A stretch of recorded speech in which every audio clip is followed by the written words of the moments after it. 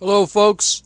Apparently, the Supreme Court ruled on an appeal, I guess, out in California, whereby they have to reduce the prison population in California by 30,000 inmates. I would suggest that they look to transfer these inmates to other states rather than let them run free. This whole concept of cruel and unusual punishment, I think, is overrated in the sense that we have people in the Navy and other armed services living in very cramped quarters under very difficult conditions, and no one seems to give a damn about them. It would seem to me that on any given day, that our troops should be cared for more and better than prisoners who did something against society, whether mugged somebody, shot somebody, killed somebody, deprived somebody of their own property, intimidated somebody, tortured somebody. And this, especially these violent criminals, I don't think we should have to worry about what's cruel and unusual to a greater extent. It would seem to me that if we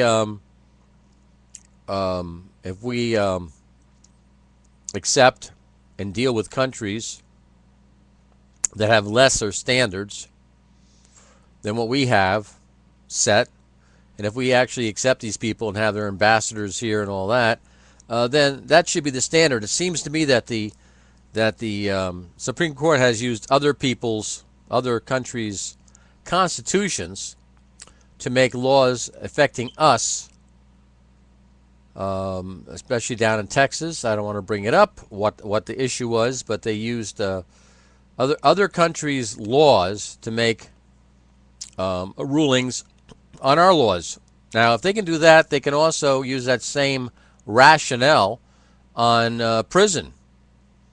And prison is not supposed to be a lark, not to say that it is. It is supposed to be to the point where you would not want to go back to prison. You would do anything possible not to go back into prison. You would try to live a life that would not cause you to steal and rob and rape and murder. And, there's people who get caught up in minor thefts and stuff, and they deem them non-violent crimes. And I would say that, maybe passing a bad check or something like that, maybe getting caught with pot or whatever the heck it is to a certain point, might be considered a non-violent crime. But when people are actually grabbing things from people's arms, knocking them down on the ground, stealing their pocketbooks, invading their homes, that is serious crap, and we shouldn't let these people out early, if ever. And there's got to be other states who could house these people for a hell of a lot less than it costs to do it in California, even if that means housing them in Mexico. And we should find other countries that will give them a little more space.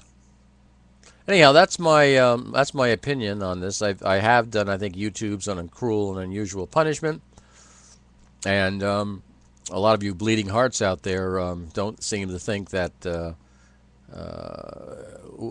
actually think that we should worry about how we treat certain people. I mean, they're even worried about how they kill these people, murderers who have forced people to drink acid and done terrible things. And we're supposed to lose sleep over how they're put down, these animals?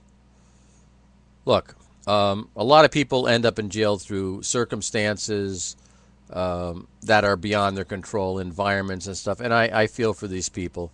I feel for them. But society doesn't seem to want to allow people to live a simple life and to just be let alone. In many cases, when they're not harming anybody, the cost of building a house is so great that you can't buy a $500 piece of property in most places and put up a shack and live there and be left alone. No, they want to make it so that it costs you $100,000 to build a house to live someplace. They don't want you to be your own person. So as a result, a lot of people cannot make up enough money to make ends meet, and that's sad. But But we do have, once you violate other people's rights and actually inflict harm to them, you have to pay for society. Unfortunately, we can't afford to pay for anything at this point. And the Supreme Court is setting some sort of standard as to what is cruel and unusual. Overcrowding in a prison, to me, is not cruel and unusual. As long as you're getting food, as long as you're getting access to a certain amount of showers, as long as the temperature of the areas within reason, I don't know what the problem is, and I don't know how the Supreme Court could rule on this. But that's a very interesting thing. Anyhow, take care, everybody. Eat your greens. Stay healthy. Supposedly the world did not end. Maybe it did end and we don't know it. But there's always next time if you're disappointed that it didn't end now. Take care.